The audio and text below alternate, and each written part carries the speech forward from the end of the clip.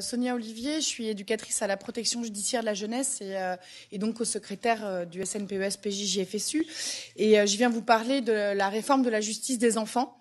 Pareil que mes prédécesseurs, pour vous parler de la réforme de la justice des enfants, je suis obligée de faire un petit détour par l'histoire pour que ce soit moins hermétique pour vous. La justice des enfants, un des textes fondateurs, c'est l'ordonnance du 2 février 1945, issue du Conseil national de la résistance, qui fonde les missions éducatives et judiciaires de la justice des enfants actuelle. Donc ce texte, il repose sur deux principes fondateurs. C'est la spécialisation de la justice des enfants par rapport à la justice des adultes.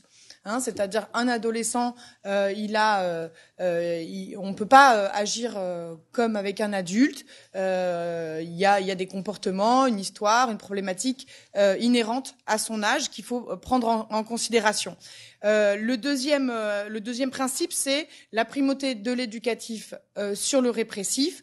Avec cette phrase un peu célèbre qui dit que un enfant en voie ou en situation de délinquance est avant tout un enfant en danger qu'il faut protéger. Or, du coup, je fais un petit détour par ce que c'est que mon travail exactement. À la protection judiciaire de la jeunesse, on essaye d'articuler notre travail avec le judiciaire. On travaille sur ordonnance d'un juge des enfants, donc on reçoit des jeunes qui sont mis, la plupart du temps, sont mis en examen pour être soupçonnés d'avoir commis un délit ou un crime, et donc on les reçoit en équipe pluridisciplinaire, éducateurs, psychologues et assistants de service social, pour essayer avec leur famille de comprendre ce qui s'est joué dans le passage à l'acte qui leur est reproché, voir si il entend.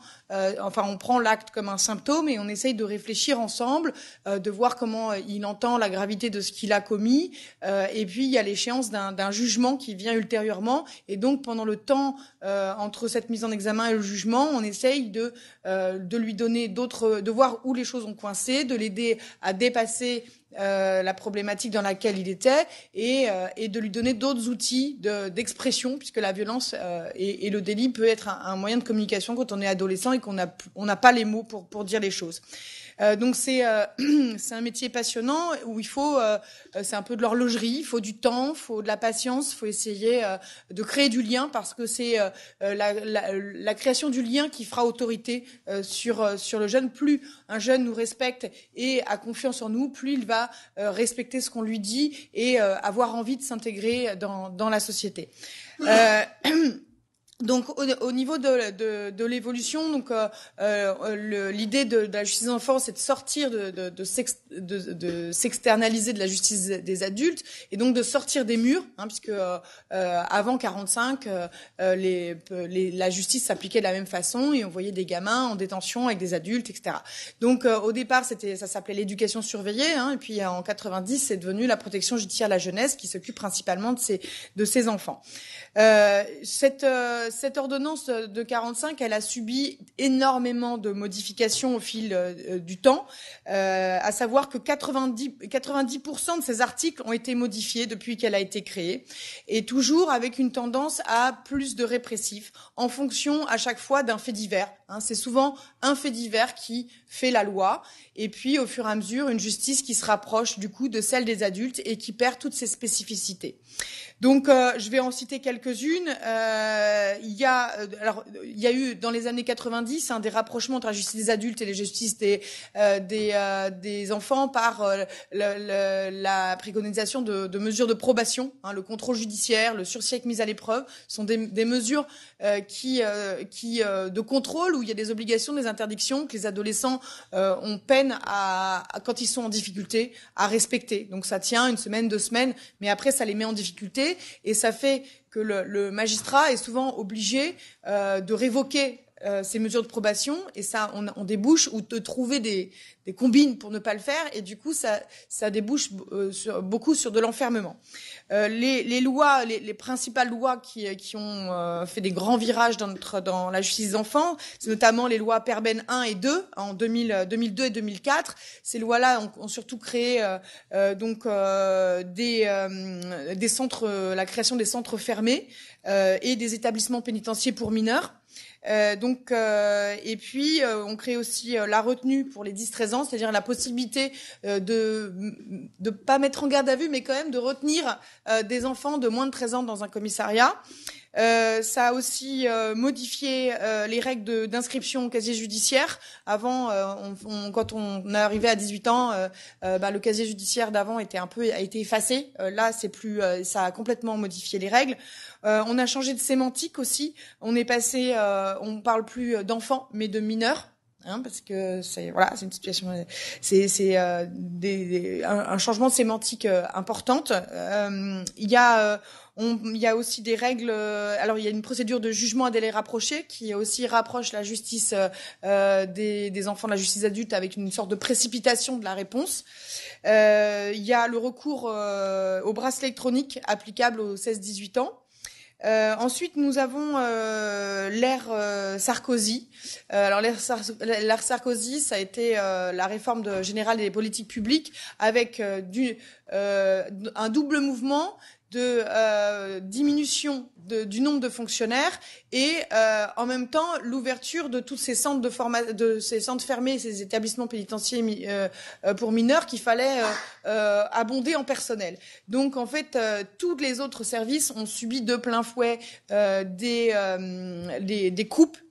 Donc il y a eu des fermetures de services d'insertion, des fermetures de lieux d'hébergement et puis il y a eu ce qui s'appelle le recentrage au pénal, c'est-à-dire que jusqu'à présent un gamin qui faisait ses premiers larcins à 13-14 ans, le juge nous le confiait, mais n'ouvrait pas de dossier au pénal. On disait c'est un gamin qui a besoin d'une spécialisation par rapport à un passage à l'acte, mais il n'y a pas besoin d'ouvrir un dossier au pénal, on le garde au civil. Et on avait cette double identité qui faisait que le premier casier judiciaire du jeune qui recommençait, ça commençait à 16 ans. Là, le fait de recentrer au pénal, le juge, s'il veut que ce soit nous qui agissions, il est obligé de donner une mesure au pénal. Ce qui fait qu'on a vu depuis 2007 les casiers judiciaires des gamins commencer dès l'âge de 13 ans, avec l'impression que du coup la délinquance commence de plus en plus tôt, ce qui est complètement faux. Il y a eu aussi dans ce recentrage au pénal, il y a eu la place prépondérante du parquet, c'est-à-dire le représentant du ministère public qui a pris un peu les commandes avec une sorte d'orientation possible entre on judiciarise des actes d'incivilité en passant par ce qui s'appelle les alternatives aux poursuites. Donc des choses qui étaient réglées par la société civile d'habitude, mais qui là sont judiciarisées, mais avec des juges non spécialisés, puisque à part dans certains gros tribunaux où il y a un parquet mineur, la plupart des tribunaux n'ont pas la possibilité de spécialiser des gens. Et spécialiser ne veut pas dire former. Il faut savoir que même les juges des enfants n'ont que 2 mois de spécialisation sur ce que c'est qu'un adolescent et la justice des enfants, quand ils savent déjà qu'ils veulent devenir juges des enfants. Donc les parquetiers n'ont aucune formation sur ce que c'est qu'un adolescent. Ils ont tout juste un référentiel sur ce que c'est que la justice des enfants. Donc petit à petit, il y a ça aussi qui se met en place, puisque c'est le parquet qui choisit l'orientation, avec donc les alternatives aux poursuites, ou le juge d'instruction qui va aussi prendre une place pour les affaires les plus importantes. On va dédouaner le juge des enfants et on va prendre des juges d'instruction. Pareil, sur les grands tribunaux comme à Paris, il y a des juges d'instruction qui sont spécialisés pour les mineurs, mais pas formés. Mais dans d'autres tribunaux, c'est les juges d'instruction des adultes qui sont là et qui parlent à un adolescent comme on parle à un adulte. Il faut assister à certaines audiences pour le croire. Et ensuite, donc le parquet, c'est lui qui décide si il va déférer prolonger la garde à vue, déférer le jeune ou pas. Ce qui a aussi une incidence parce que avant c'est le juge des enfants uniquement, et le déferment c'est une pratique qui fait qu'à l'issue de la garde à vue, on veut faire un électrochoc et donc on veut présenter le jeune immédiatement pour qu'il y ait une réponse pénale très rapide au lieu d'une convocation à 15 jours. Donc là, le parquet, comme il a cette soupape, eh bien, on a vu les déferments se multiplier. C'est des sortes d'électrochocs qui sont utilisés pour les adultes, qui sont extrêmement violentes, parce que voilà, c'est de l'urgence, ça met de la pression partout, et pour les jeunes, et pour leurs familles. Ça banalise aussi le recours à la justice, parce que c'était une procédure qui était là pour les cas les plus graves, pour les multirécidivistes, et qui maintenant, pour un premier acte, on peut être déféré. Alors ensuite donc et c'est le juge qui du coup quand le parquet défère, c'est un juge de permanence et non pas le juge référent du jeune qui va prendre la mesure et le mettre en examen, ce qui fait qu'un jeune dans son parcours peut avoir 6 ou 7 juges des enfants différents au lieu d'avoir un juge des enfants référent de A à Z. Et c'est pareil un peu pour les avocats. Donc là c'est un peu alors par exemple je vais juste vous donner quelque chose qui retrace un peu à Paris en 2007 il y avait une centaine de déferments par an. En 2019 il y a eu 4333 déferments dont 68% pour des mineurs isolés étrangers. Parce que voilà, il y a cette notion de il faut avoir une pratique différente pour les mineurs isolés étrangers parce que sinon ils se présenteront pas à leur jugement. Donc on les a sous la main, on les défère, on agit vite et voilà. Donc il y a cette procédure particulièrement discriminante qui est dans certains tribunaux, dont celui de Paris, et qu'on dénonce le plus souvent possible. Voilà. Alors ce déferment, il est utilisé aussi pour les lycéens. On l'a vu pour les jeunes du lycée Ravel il y a 15 jours. Ils ont passé 36 heures en garde à vue et ils ont été déférés pour avoir essayé d'organiser un blocage dans leur lycée, notamment d'avoir mis le feu d'avoir ravivé le feu dans une poubelle où il y avait personne autour. Donc tout ça, les conséquences, c'est de se dire que toute cette évolution, bien que la justice, la délinquance juvénile n'ait pas augmenté depuis plus de 15 ans, c'est les chiffres du ministère de la Justice sur la page de la protection judiciaire de la jeunesse, bien que d'autres idées circulent, c'est quand même la réalité, et bien qu'on sait que 80% des enfants qui passent devant un juge des enfants ne récidivent jamais, eh bien, on a pour conséquence que la France n'a actuellement jamais autant enfermé d'enfants, et notamment depuis octobre 2016, on n'arrête pas de le dénoncer, ça redescend quasiment jamais en dessous de 800 enfants incarcérés, auxquels il faut ajouter les enfants qui sont placés en centre fermé parce qu'ils sont privés de liberté. Il y en a 52 actuellement des centres fermés et l'État a décidé d'en ouvrir 20 autres. Donc on passera bientôt à 72 centres éducatifs fermés. Alors nous on dit plus éducatifs parce qu'en fait ces structures n'ont pas vraiment, on n'a pas le temps de rentrer dans les détails, mais n'ont rien d'éducatif sauf les gens qui y travaillent et qui auraient envie d'en faire. Ensuite, donc on y compte aussi ce qui s'appelle le chiffre gris des enfants qui sont condamnés majeurs pour des faits qu'ils ont commis mineurs. Et parce que comme ils sont majeurs, hop, ça tape alors que les faits étaient mineurs, et donc c'est une grosse partie de la population. Quand on regarde la population carcérale chez les majeurs, les 18-25 ans sont une grosse proportion des gens incarcérés. Donc voilà, au 1er janvier 2020, on avait 816 enfants incarcérés. Alors ça représente 1% de la population carcérale totale, mais plus on crée de lieux d'enfermement, plus on les remplit. C'est comme pour les majeurs. Donc à chaque fois qu'on crée des centres fermés, ça fait pas diminuer le nombre de jeunes incarcérés, ça fait augmenter le nombre d'enfants privés de liberté.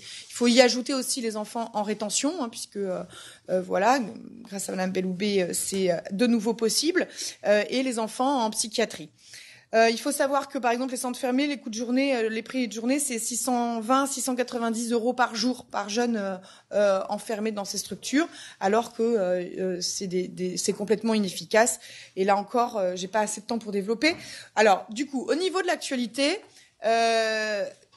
Cette ordonnance, nous, on était d'accord, enfin nous, quand je dis mon syndicat et le collectif Justice des enfants, qui est un collectif qui regroupe un certain nombre de syndicats, d'organisations, la LDH, l'OIP, etc., on était pour une refonte pour revenir aux principes fondateurs qu'on a complètement perdu de vue à cause de toutes ces modifications. Or là, évidemment, c'est pas ce qui est proposé par le gouvernement. Le gouvernement, il agit comme il fait avec toutes les lois, en passage en force.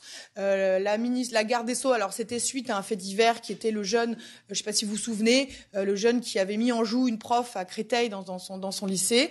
Le lendemain, la ministre annonce, ce qui était déjà dans les tuyaux, qu'elle a obtenu l'habilitation du Parlement dans la loi de programmation justice 2018 pour procéder par voie d'ordonnance à l'abrogation du 2 février 1945 et pour la rédaction d'un nouveau code de justice pénale des mineurs. Donc nous, on était plus pour un code de la justice de l'enfant qui intègre la protection de l'enfance dedans pour qu'il y ait pas une stigmatisation de l'enfant délinquant, puisque on vous l'a dit, enfin on l'a dit, on pense vraiment qu'un enfant qui commet un acte ou qui envoie de délinquance, c'est avant tout un enfant à protéger. Du coup, ce passage en force, elle a donc déjà, sans concertation véritable avec les organisations syndicales ni débat démocratique, il est déjà rédigé. Il doit passer au Parlement en procédure accélérée. Ce code, donc tout est mis en place, hein, c'est-à-dire que les acteurs et actrices de la justice sont sommés de le mettre en place à partir du 1er octobre 2020, alors qu'il n'est même pas passé au Parlement. Donc les juges sont obligés d'accélérer leur procédure pour finir ce qui est les stocks, comme ils disent, les stocks de jeunes de l'ordonnance d'avant, pour pouvoir passer à l'ordonnance future. Les formateurs sont au garde à vous pour essayer d'entamer les formations dès septembre. Voilà, enfin, les cadres sont en train de tout mettre en place. Donc ça aussi, on se demande au niveau démocratique ce que ça vaut, alors que c'est même pas passé au Parlement. Et le seul grain de sel actuellement, c'est la grève des avocats, merci, parce que du coup toutes les audiences sont envoyées et ça fait perdre un temps fou et tout le monde est un peu fou avec ça. Du coup, ça va aussi certainement repousser les choses un petit peu. Alors les objectifs annoncés, enfin il y a une fausse communication de la part du gouvernement sur cette loi, puisque en fait sur ce code, puisque l'idée pour eux c'est de dire que maintenant dorénavant il y aura un seuil de responsabilité pénale des enfants, puisque jusqu'ici on était un peu montré du doigt par la Cour européenne des droits de l'homme, puisque dans la Convention européenne des droits de l'enfant, il y a l'idée d'instaurer ce seuil de responsabilité et qu'on est un des seuls pays de l'Europe à ne pas l'avoir fixé. Jusqu'ici, nous, c'était les juges qui jugeaient si l'enfant qu'ils avaient en face d'eux était capable de discernement ou pas. C'est ce qui leur permettait, en fonction de l'évolution du gamin, de passer du civil au pénal le plus tard possible. Mais avec toutes les évolutions récentes, on s'est aperçu que même les juges étaient aux prises avec la porosité ambiante et que le défenseur des droits avait dénoncé qu'un jeune de 7 ans avait été sanctionné pénalement parce que reconnu capable de discernement. Donc ce qui avait été une sauvegarde pendant très longtemps venait à bouger, donc on réclamait aussi ce seuil. Le seuil, il est fixé dans le projet de code à 13 ans, mais c'est un faux seuil, c'est un seuil en trompe-l'œil, puisqu'il s'agit d'une présomption simple. Donc en droit, ça veut dire que si un juge considère que le jeune de 10 ans qu'il a en face de lui est capable de discernement, il pourra lever cette présomption et dire que quand même il peut sanctionner ce jeune. Et par ailleurs, c'est un effet inverse, c'est-à-dire que pour les jeunes de plus de 13 ans, ils sont considérés comme étant capables de discernement, et si un juge ne veut pas le sanctionner, il doit prouver qu'il n'est pas capable de discernement. Donc c'est la banalisation de la judiciarisation pour les plus de 13 ans. On voit aussi que dans ce code, beaucoup de choses sont prévues par rapport à ça, et notamment le recours au centre fermé qui, par la pratique, avait déjà baissé son seuil, mais quand les centres fermés ont été créés, c'était pour les plus de 15 ans multirécidivistes. Maintenant, c'est pour un gamin de 13 ans qui n'aura pas respecté son contrôle judiciaire et qui pourra se retrouver en centre fermé. Et s'il ne respecte pas le centre fermé, il ira en prison, c'est avec une sorte d'automaticité de la réponse, c'est-à-dire qui empêche qui enlève de l'individualisation de la décision judiciaire et de la souplesse dont le juge bénéficiait. Pour nous, c'est une catastrophe en tant qu'éducateur, éducatrice, puisque notre travail ce sera une mesure unique qui s'appellera, alors il l'appelle mesure mise à l'épreuve éducative. Donc nous on ne dira pas éducatif parce qu'une mise à l'épreuve c'est plutôt comportementaliste, c'est-à-dire qu'au lieu de faire tout le travail que je vous ai présenté au début, on aura 6 mois pour écrire un rapport de comportement sur un jeune en fonction des modules que le juge aura décidé entre le jugement sur la culpabilité et le jugement sur la sanction. Alors ça, je rentre pas dans les détails, vous poserez question aussi à la fin. Ça s'appelle la césure, mais en gros, le jeune, le juge, quand elle le verra une première fois, ou il le verra, dira voilà, il est coupable. Tu devras, d'ici au jugement sur ta sanction, montrer que tu t'insères bien, montrer que tu respectes ton placement, montrer que et nous à faire un rapport qui montre s'il a bien respecté tout ça ou pas. Donc ça change complètement la philosophie de notre travail dans un temps extrêmement contraint. Voilà, il y a aussi donc ça banalise, qu'est-ce que je voulais dire aussi? J'essaye d'aller vite, j'ai dépassé beaucoup de temps là, non? Donc il y a aussi donc toutes les procédures accélérées qui font leur réapparition encore plus dans des conditions beaucoup plus larges que celles d'avant. Donc ça vient inscrire toute la politique discriminante pour les mineurs isolés notamment. Après il y a des dispositions diverses. Donc le parquet garde encore une place vraiment déterminante. Donc ça ne changera absolument rien aux histoires de déferment, aux histoires de contrôle judiciaire, aux histoires d'enfermement des enfants. On n'inversera pas la courbe malgré ce que peut en dire le gouvernement. Il y a après des dispositions un peu diverses et du coup on revient pas sur les fichiers, l'effacement des fichiers. On revient pas sur alors il y aura des visioconférences, c'est-à-dire que le gamin pour décider du déferment, il sera plus obligé d'être présenté devant le parquet, enfin le substitut procureur qui décidera du déferment pourra décider par visioconférence. Voilà, il y a des choses très éminemment dangereuses qui vont faire peut-être donc voilà, c'est un projet éminemment coercitif qui est inspiré largement de la commission Varinard qui avait lieu en 2009 et qui est totalement opposé au projet que nous on défend, celui d'une justice protectrice, éducative, humaniste et émancipatrice. Notre justice des enfants elle a surtout besoin de temps et de moyens. Voilà.